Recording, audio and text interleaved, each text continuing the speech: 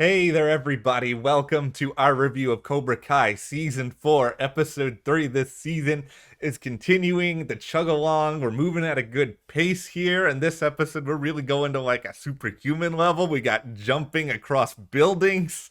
Yeah, there was a lot going on in this episode, and we ended up getting a lot more training, which is, some of my favorite stuff in this series in general. A lot of that just kind of has to do with the idea that I was in karate for like a month when I was about 6.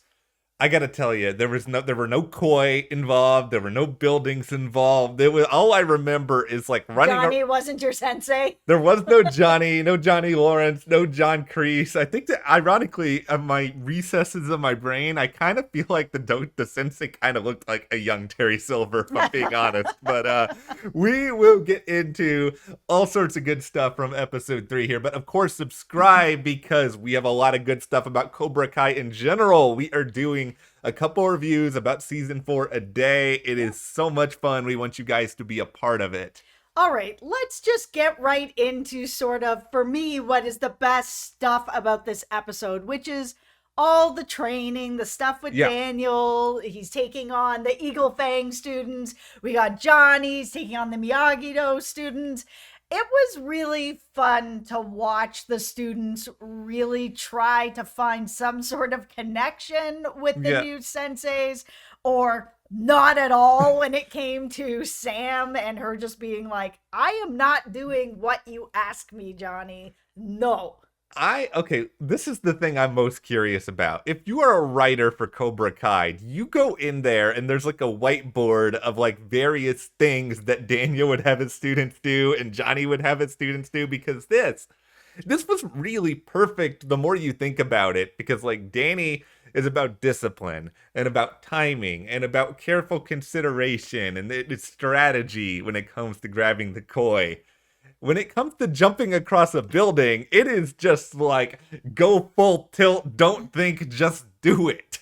Yeah, which can be a strategy on its own, but it was Sam has been very reserved this season. After everything that happened, it makes sense that she'd be sort of a little more introverted in herself, not really sure how she's feeling about stuff, where she wants to fit in with stuff. There was a lot of that going on in this episode in general, where her dad seems to have her life planned out. Yeah. Oh, you're going to go to this university and then you're going to take over the dealership if you want, but of course it's really like, yeah, we want you to do this. Yeah. But if you want, but you don't really have a choice, but you kind of do, but you don't. And so we end up in this situation where we see, again, a lot of introspective moments with Sam where she's kind of like, I just don't even know where I am anymore after everything that's been going on. Then we got Johnny taking them to be like, you guys are going to jump across this roof. Yeah. And Sam being the adult, being like, this isn't safe. Yeah. Okay, so how much would they have to pay you to jump from one building to the next? Because I gotta say, for me, it would have to be at least 10 times the hospital bill that I'm probably going to get because I ain't making it. Okay, this might be a surprise to no one, but I am a non-athlete. I wouldn't even make it to the mattresses in the middle. I would just fall off the building. This reminds me a quick story time. I was on a show called Beauty and the Geek, and there was a challenge in there where some people, I didn't have to do it, had to jump off of a building onto like this big inflatable thing, and they told us it was very safe, and yet my friend Jason tried to do it, and he pretty much nearly busted his head open because he didn't jump down properly. And it's like, listen, that is actually like studied and prepared for and careful. Johnny just went and got some mattresses and just threw them down and was like, that's it. You don't know how springy they are. Oh, those mattresses are not going to help you very much. It is all just pure danger. That is his motto. It is just, he lives in danger and all his students live in danger. Sam's decision here, I think it is mostly what you said. It is sort of her stepping into her own limelight and being like, okay, Dad, you do not get to define who I am, what my future is going to be. Like, I feel like Daniel already had like the commercials planned for Samantha when she is in charge of the dealership. Like, he had every single step of it figured out. And I think there's nothing worse for any young person than being told you have no control over what your future is going to be. Like, that is so unbelievably frustrating. Yeah, it's really wild to see that on shows in life where, yeah, your future's already planned out and it doesn't matter who you are or what you want, you're just gonna do this. And it's kind of like it's difficult. We saw a lot of theme in that in this episode in general. Like, we saw that with Sam, and then she got that text from her dad being like, don't do anything I wouldn't do. And she's like, okay, that's the end of that. I'm jumping this roof. And we saw a little bit of that with Terry Silver as well. We got a little bit of his past, him and Kreese getting tattoos, they're getting their Cobra Kai together, and him sort of saying, my dad's going to cut me out of my inheritance if I don't do what he wants and I don't take over his company and just do what he tells me to do. I think this is Terry sort of recognizing, and we understand him even more now, of just being like, okay, this is a part of my life that I think I tried to put distance on because it's something that wasn't compatible with everything else. I mean, to the point where he's tried to even basically erase his own memories of it, but I think he still has like that little bit of a desire to go his own way and subvert expectations and not deal with all of those like rich snobby people in the premiere anymore. Like, we joked about the amount of traffic he'd probably take having to get there from his beach house, but he clearly did the drive and he's willing seemingly to give this a go. What I really love about the Terry Silver story is that it's not just one thing that's pushing him to sort of go back to karate, which is something that we saw in this episode that he really loved, that it is something that was really within him. It's not just karate. It's not just that he doesn't want to do what his dad wanted him to sort of do and be a suit and make all this money. It's also this other sort of connection that he has with John. John saved his life, that he said, I will do anything for you for the rest of my life. My life is in your hands because you are the person who saved it. And whatever you need, you call, you get it.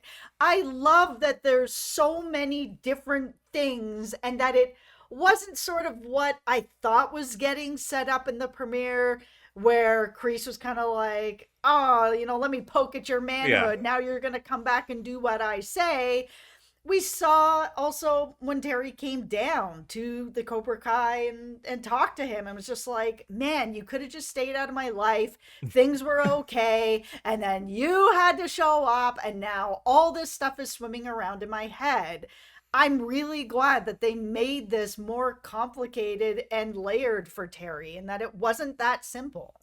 This is, I think, much more true to life, because I think a lot of us make decisions for multiple different reasons, and we don't just be like, all right, for this and this alone, I'm going to go and decide to do that. We make lists. We kind of think about it. We weigh the pros and cons. And I think Terry, there's probably a little bit of impulsiveness to him doing this, but I think at the same time, there are many different reasons behind it, and he's not just like allowing himself to get drunk on like this one idea. I think he knows that there's chaos that's going to come with him joining Cobra Kai again, but I think he wants a little bit of chaos. I mean, it's a part of his life he hasn't had in seemingly decades. Watching him tie up his hair, it was a 10 out of 10. It was so good. A moment I was just like, ooh, it's all coming together now. Okay, Terry, listen, it's much more of the like, hurrah moment we've been excited for.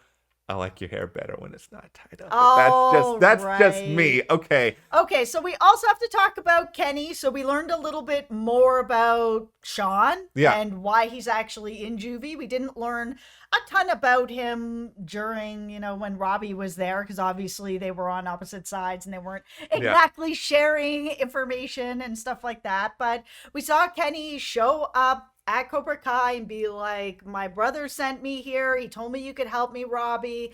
Kreese kicks him out and is basically like, you're too weak for this. We got to deal with the All Yeah. Valley. Get out of here. Robbie brings him back his bag and ends up training him a little bit, enough to sort of get him back in the door at Cobra Kai, and it works. But we did learn that Sean is not all he seems to be either. So he was running with these bad guys. They were over at the house. They were stealing from his parents. Kenny caught them, and Sean stepped in and beat the guys a little too much. Now he's in juvie. So again, this show is doing what it does best, where it shows you a character where you're like, oh, he's a bad dude. And it's kind of like, not what he seems, not all he seems. I'm glad they even reinforced that with Robbie, because having Robbie be sort of like the de facto sensei for Kenny in this way, it showed, okay, Robbie still has some feelings of respect, and, he cares to some extent about Sean. He's not just like fully transfixed on this All Valley, and I think he understands what karate has done for him. I think he looks back at sort of how rudderless he was at the start of all of this, and this is him trying to pay it forward to some extent. I mean, sure, Robbie's going to have his fair share of problems. I think the longer he's in Cobra Kai, the worse those could conceivably get, but there's still a humanity to him. He is not full-on Kyler, who is just a total. Kyler is my most hateable character in this show. I hate this guy so much. No, I think they've done a good job of showing that Robbie's very much feeling like he's knowing who he is a lot more. When we first met him, he really was a rudderless boat. He just didn't really know where he fit in. His parents were both kind of absent. He just, then he started with Miyagi-Do, and then he ended up in juvie. I think by the time he got out of juvie, he really knew a lot more of who he is and what he wants. And I actually feel like Kreese and Tori and all these people really aren't going to end up getting in his head. We're not going to see him going forward in this spot where he's just pissed off and revenge, and like he feels very focused, like way more focused than we've ever seen him. I hope that's the case. And I hope we really even understand further how, maybe with him as a part of Cobra Kai, maybe he actually can help some of these people in a way that certainly John Kreese cannot. It's like, if he's working for the bad guys, can he at least be like a glimmer of hope while also still working for the bad guys? Yeah, and I mean, it gives me hope then also that Kenny's not going to be the next Hawk, where he's so bullied and he's just going to turn into like this really bad dude, that Robbie can kind of keep him a little more balanced, or maybe just find a way to keep everyone a little more balanced. Is there some sort of world here where at the end of this, Kreese is no longer running Cobra Kai and Robbie is?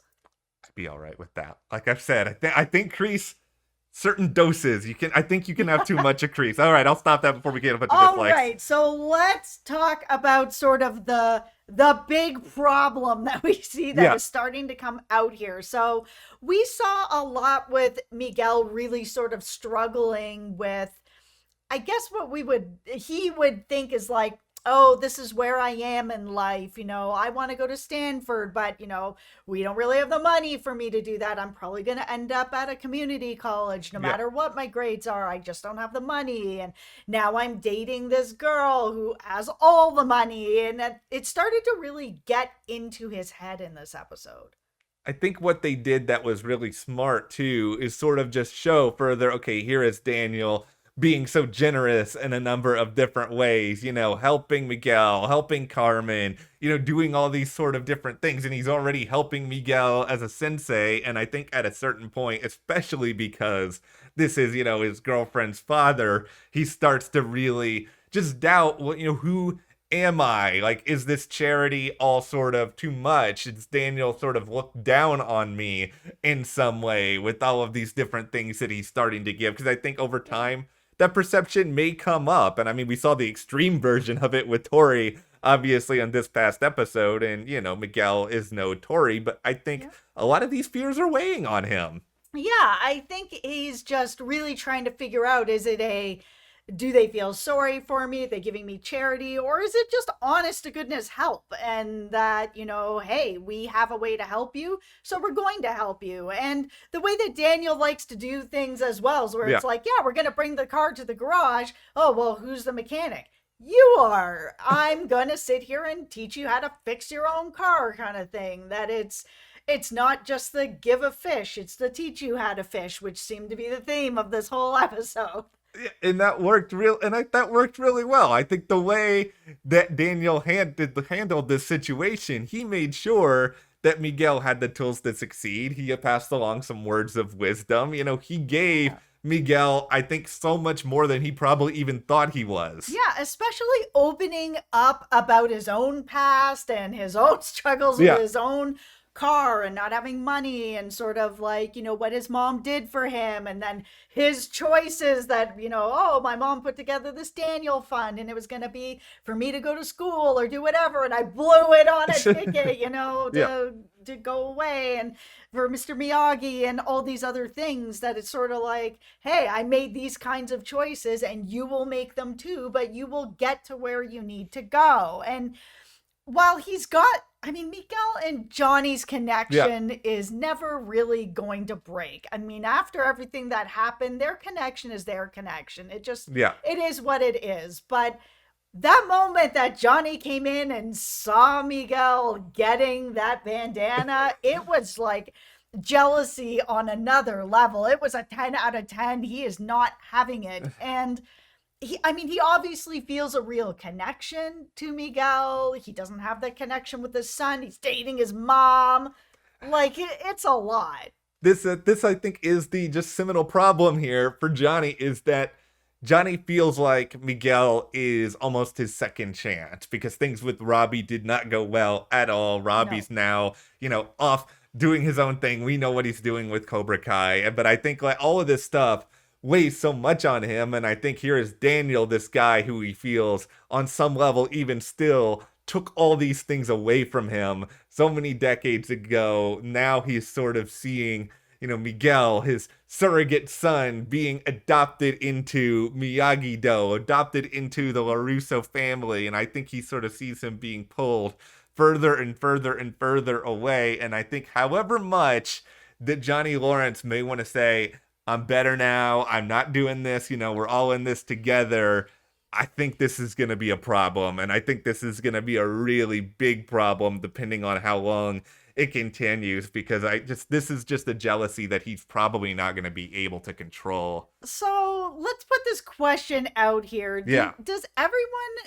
think or feel that, like, throughout this season, that Daniel's really gonna understand sort of where a boundary is? Because that's sort of been a big theme with Daniel over all the seasons already, that he's the hero, he's the good guy, his way's the right way, that, looking past himself a little bit to be like, okay, I see Johnny, I see the things he's gone through, I know he doesn't have a good relationship with his son, I know that he is building a relationship with Miguel, he knows that, everything is getting real close with Carmen and whatever. Then Daniel, maybe you want to take a step back and be like, okay, I can help Miguel and, work with him and stuff like that, but maybe not get that close, so that maybe it's okay for Johnny to get a bit closer. Or do you think that it doesn't matter, and whoever gets close to whoever, it's fine, because there's enough room in everyone's heart to have multiple people that they like? I would hope that is the case. I'm worried that Daniel does not know any boundaries, that Daniel is just, I'm going to be the hero, and he thinks in terms of himself, in terms of, I'm going to help them, I'm going to save them, and I don't know if Daniel has that much nuance. I could see him smothering Miguel, smothering the boundary, which, for the sake of the show, is good because it's conflict, but it does make me sad for Johnny. But there's also the other side of it that Johnny's not really seeing, where it's like, okay, here's Miguel, he's sort of my surrogate son, and he's getting close with Daniel, and he's looking over the fact that him and Sam had a huge moment together Yeah. where he was able to break through to her in a way that her dad could not, and that she made that leap, and that she also inspired him to make the leap. That when he went back Yeah. home, he went over to Carmen's apartment and was like, we're doing this. I love that it was in front of like her mom and her mom's friends. Yeah. It's so awkward, but they just rolled with it. Yeah. Johnny just gets so laser focused on like the bad thing, or gets so obsessed over the one person that I think he sort of ignores everything else, and he doesn't give himself enough credit, which is probably what happens when you've been sort of mistreated and beaten down for most of your life. You don't want to ever acknowledge when something good is happening, or he did a good job with Sam, but he doesn't want to actually say that. Yeah. So we have a lot of great Cobra Kai stuff coming up. I mean, we're already 3 episodes in. This is moving along very fast, but thank you guys for being along with us. Hit that subscribe button so you don't miss any other review we have coming up, and we will see you here next time.